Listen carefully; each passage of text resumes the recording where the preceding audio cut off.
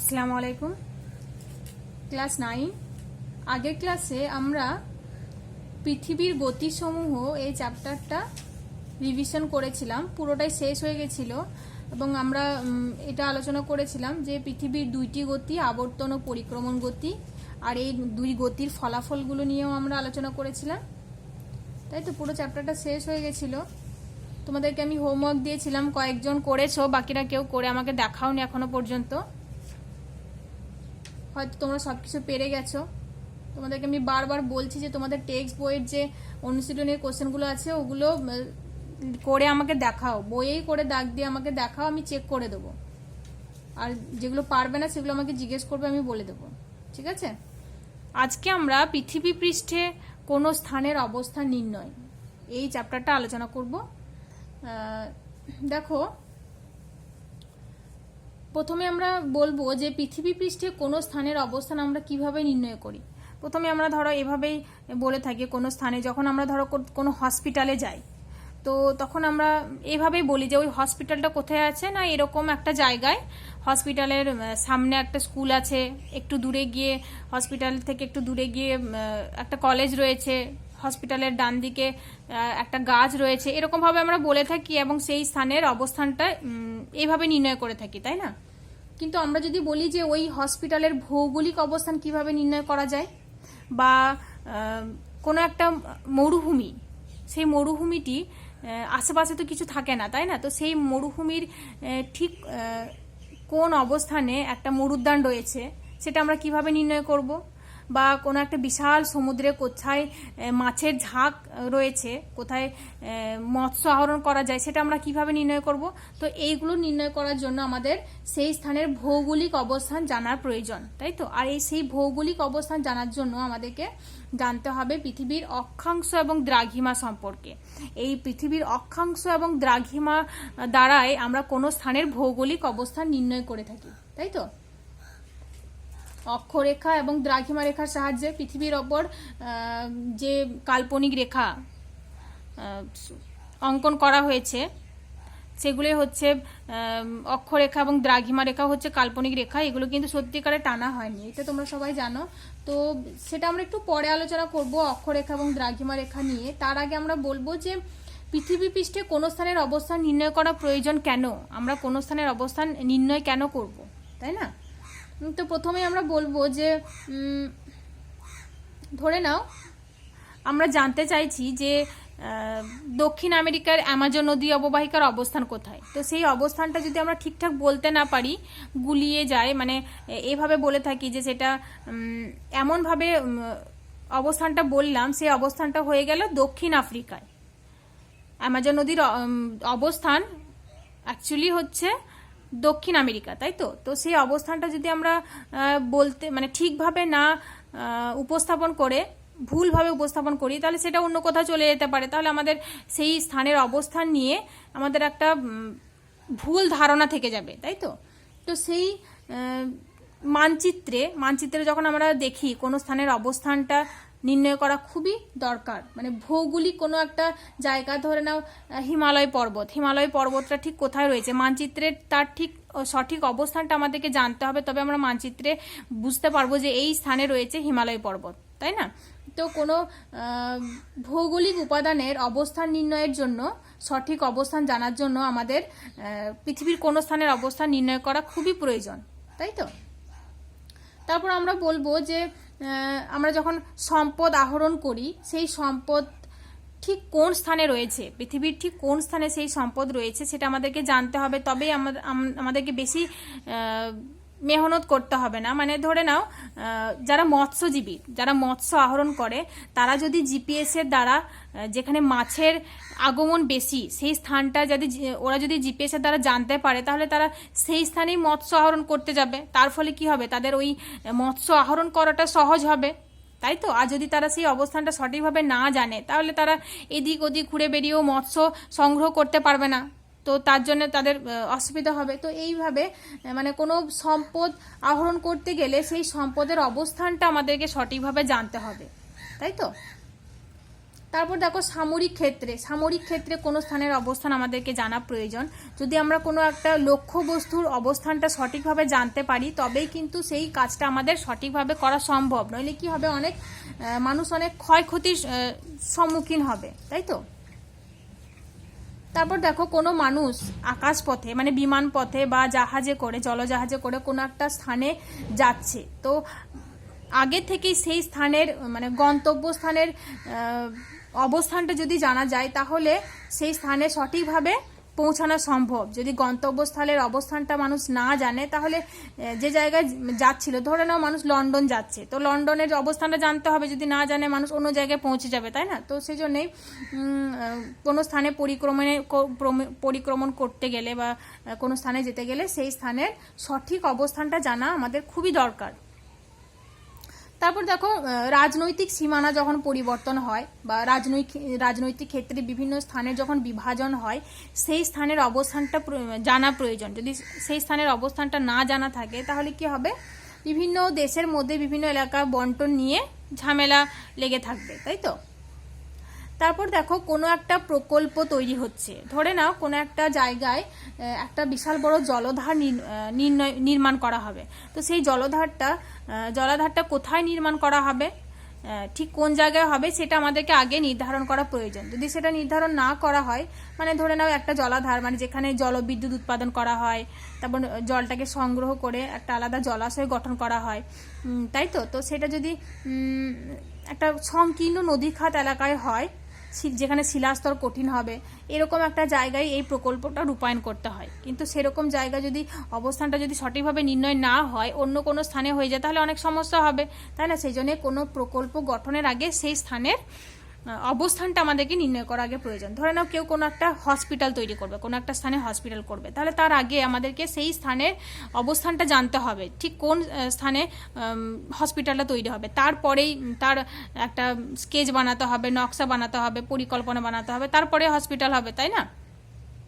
তো এটা আমরা বলতে পারি যে কোনো প্রকল্প রূপায়ণের জন্য সেই স্থানের অবস্থান আমাদেরকে জানা উচিত, অবশ্যই জানতে হবে।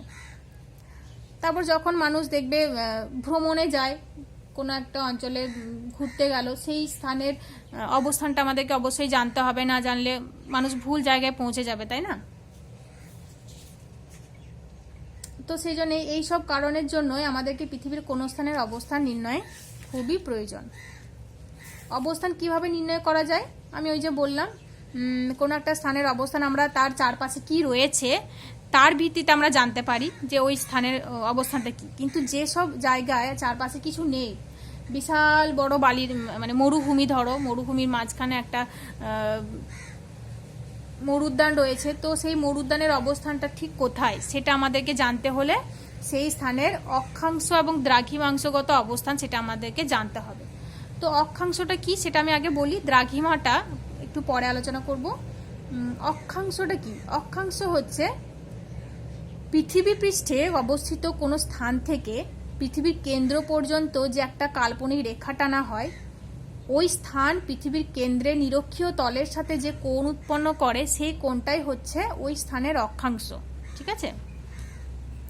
ধরে নাও এটা হচ্ছে পৃথিবীর কেন্দ্র, তো এই স্থানের অক্ষাংশ আমরা নির্ণয় করব। তো এই স্থান থেকে এই রেখা বরাবর একটা মানে পৃথিবীর কেন্দ্র বরাবর একটা দাগ টানতে হবে এবং সেই স্থানটা থেকে নিরক্ষরেখা বরাবর একটা সরলরেখা টানতে হবে এবং যে কোণ উৎপন্ন হবে সেটাই হচ্ছে ওই স্থানের অক্ষাংশ। আর সেই অক্ষাংশ বরাবর যে মানে একই অক্ষাংশ বরাবর যে স্থানগুলো, সেই স্থানগুলোকে যদি একই রেখা দ্বারা যুক্ত করা হয়, সেই রেখাগুলোকে বলা হয় অক্ষরেখা। যেমন নিরক্ষরেখা হচ্ছে একটা অক্ষরেখা, তাই তো। এই অক্ষরেখার সংখ্যা কয়টি? অক্ষরেখার সংখ্যা হচ্ছে, দেখো, 1 ডিগ্রি অন্তর অন্তর এই 90 ডিগ্রি পর্যন্ত উত্তর দিকে রয়েছে। 90 ডিগ্রিটা কিন্তু অক্ষরেখা নয়, এটা হচ্ছে একটা অক্ষাংশ, এটা একটা বিন্দুতে পরিণত হয়েছে, তাই এই যে 90 ডিগ্রি এই দুটো কিন্তু রেখা নয়, এই দুটো হচ্ছে বিন্দু। তো মোট অক্ষরেখার সংখ্যা হচ্ছে 1 ডিগ্রি অন্তর অন্তর 179টি, ঠিক আছে। মোট অক্ষরেখার সংখ্যা হচ্ছে 179। এবার এই অক্ষরেখাগুলোর বৈশিষ্ট্য একটু বলি। দেখো, এই অক্ষরেখাগুলো হচ্ছে পরস্পর সমান্তরাল, ঠিক আছে, প্রত্যেকটা অক্ষরেখা হচ্ছে সমান্তরাল। সমান্তরাল মানে কি, অক্ষরেখাগুলো টানলে কখনোই ছেদ করবে না, তাই তো। আর এই প্রত্যেকটি অক্ষরেখা পূর্ব পশ্চিমে বিস্তৃত কাল্পনিক রেখা। এই অক্ষরেখাগুলি পূর্ব থেকে পশ্চিমে বিস্তৃত। আর প্রতিটি অক্ষরেখায় হচ্ছে পূর্ণ বৃত্ত, কারণ প্রতিটি অক্ষরেখার কেন্দ্রে কোণের সমষ্টি হচ্ছে 360 ডিগ্রি। তাহলে আমরা বলতে পারি প্রত্যেকটি অক্ষরেখা হচ্ছে পূর্ণ বৃত্ত, পূর্ণ বৃত্ত তৈরি করে। আর সকল অক্ষরেখার দৈর্ঘ্য কিন্তু সমান নয়। তোমরা দেখতে পাচ্ছ যে নিরক্ষরেখার দৈর্ঘ্য হচ্ছে সব থেকে বেশি, তারপর আস্তে আস্তে কমতে কমতে দেখো দুই মেরু বিন্দুতে একদম বিন্দুর সৃষ্টি হয়েছে, একদম কমে গেছে, তাই তো। তাহলে আমরা এটা বলতে পারি যে অক্ষরেখাগুলোর দৈর্ঘ্য সর্বত্র সমান নয়। তারপর দেখো নিরক্ষরেখা হচ্ছে একটি মহাবৃত্ত। নিরক্ষরেখা হচ্ছে সব থেকে বড় একটা বৃত্ত, সেজন্য নিরক্ষরেখাকে মহাবৃত্ত বলা হয়। আর প্রত্যেকটা অক্ষরেখা সমান্তরাল, সেটা আমি বললাম। আর অক্ষরেখার সর্বোচ্চ মান হচ্ছে 90 ডিগ্রি, আর সর্বনিম্ন মান কোনটি? সর্বনিম্ন মান হচ্ছে 0 ডিগ্রি।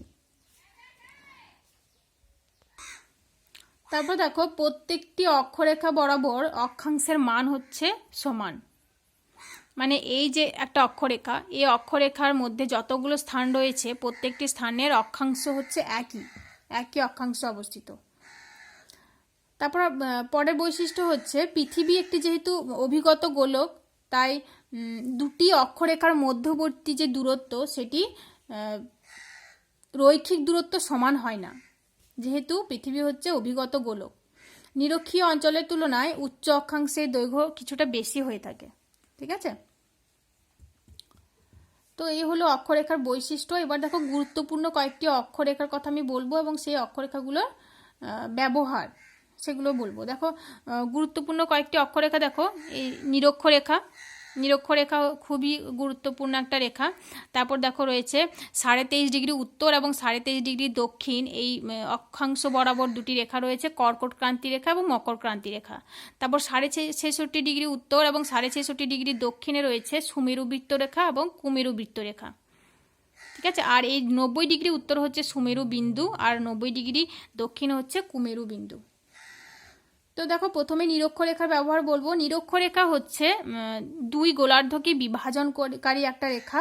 এই নিরক্ষরেখা উত্তর গোলার্ধ এবং দক্ষিণ গোলার্ধে পৃথিবীকে বিভক্ত করেছে। তারপর দেখো নিরক্ষরেখা থেকে উভয় গোলার্ধে অক্ষাংশের পরিমাপ শুরু করা হয়। নিরক্ষরেখা থেকে অক্ষাংশের পরিমাপ শুরু হয় দুই গোলার্ধে। তারপর দেখো অন্যান্য অক্ষরেখাগুলিও নিরক্ষরেখার উপর ভিত্তি করে অঙ্কন করা হয়, মানে কল্পনা করা হয়। তারপর দেখো নিরক্ষরেখা এবং পৃথিবী এই দুইয়ের কেন্দ্রবিন্দু হচ্ছে একই। নিরক্ষরেখার কেন্দ্র আর পৃথিবীর কেন্দ্রবিন্দু একই বিন্দুতে যেহেতু অবস্থান করছে, সেজন্যে অন্যান্য অক্ষরেখাগুলোর তুলনায় নিরক্ষরেখার পরিধি বেশি হয়। নিরক্ষরেখার পরিধি সব থেকে বেশি, তো সেই জন্যই নিরক্ষরেখাকে মহাবৃত্ত বলা হয়। তারপর দেখো রয়েছে 23.5 ডিগ্রি উত্তর এবং 23.5 ডিগ্রি দক্ষিণ গোলার্ধে রয়েছে কর্কট ক্রান্তি রেখা এবং মকর ক্রান্তি রেখা। এই দুটি রেখা একই অক্ষাংশে অবস্থিত, মানে আলাদা আলাদা গোলার্ধে অবস্থিত ঠিকই, কিন্তু একই অক্ষাংশে অবস্থিত, সেই জন্য এই দুটি রেখার ব্যবহারও একই। এই দুটি অক্ষরেখা মানে কর্কট ক্রান্তি রেখা এবং মকর ক্রান্তি রেখা হচ্ছে উত্তরায়ণ এবং দক্ষিণায়নের শেষ সীমা। উত্তরায়ণের শেষ সীমা কোনটা? কর্কট ক্রান্তি রেখা, এবং দক্ষিণায়নের শেষ সীমা হচ্ছে মকর ক্রান্তি রেখা।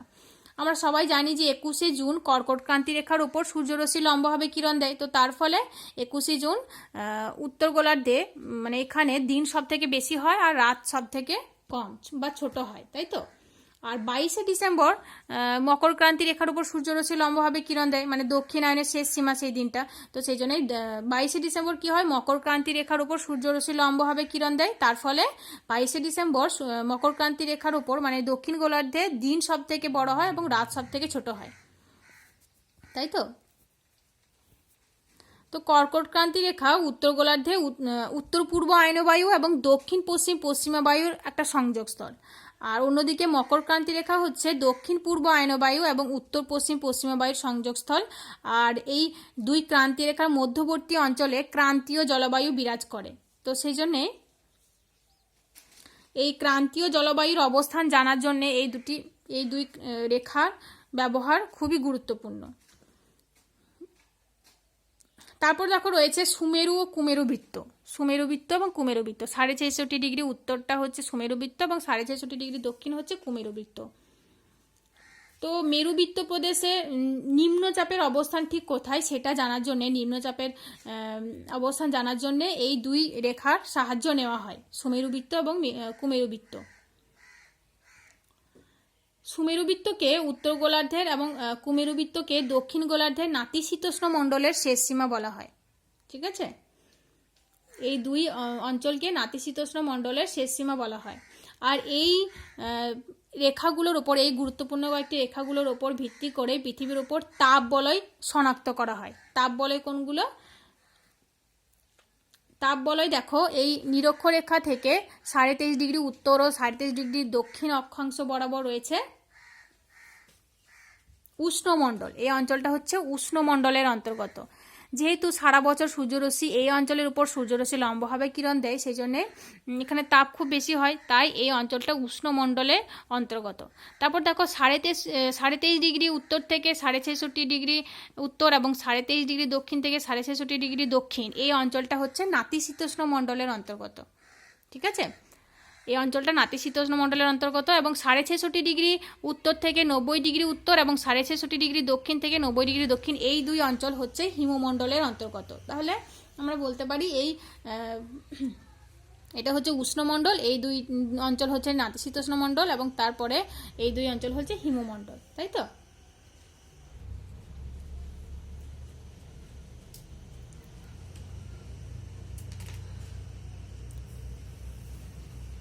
তারপর দেখো এই যে কর্কট ক্রান্তি রেখা, এই কর্কট ক্রান্তি রেখা ভারতের গুজরাট, রাজস্থান, মধ্যপ্রদেশ, ছত্তিশগড়, ঝাড়খণ্ড, পশ্চিমবঙ্গ, ত্রিপুরা এবং মিজোরাম, এই রাজ্যগুলোর উপর দিয়ে প্রসারিত হয়েছে। এটা মনে রাখবে তোমরা, এটা খুবই ইম্পর্ট্যান্ট একটা কোশ্চেন। ঠিক আছে, যে কর্কট ক্রান্তি রেখা ভারতের কোন কোন রাজ্যের উপর দিয়ে প্রসারিত হয়েছে। তো কোন কোন রাজ্য?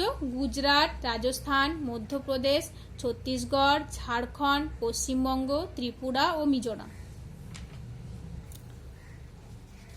তারপর দেখো এখানে থেকে আরেকটা ইম্পর্টেন্ট কোশ্চেন হচ্ছে যে নিরক্ষরেখা বরাবর হাঁটলে সময় পরিবর্তিত হয় কেন? এই যে দেখো নিরক্ষরেখা বরাবর যদি আমরা হাঁটি তাহলে সময় পরিবর্তন হয়। আমরা জানি যে 1 ডিগ্রি দ্রাঘিমার অন্তর অন্তর কি হয়, সময় মানে পূর্ব দিকে যত যাওয়া যায় সময় বাড়তে থাকে, তাই না? সময় এগিয়ে যায়, মানে 1 ডিগ্রি অন্তর 4 মিনিট সময় এগিয়ে থাকে।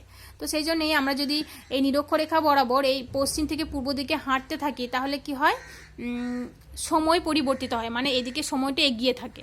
ঠিক আছে, আর এদিকে সময়টা পিছিয়ে থাকে। ঠিক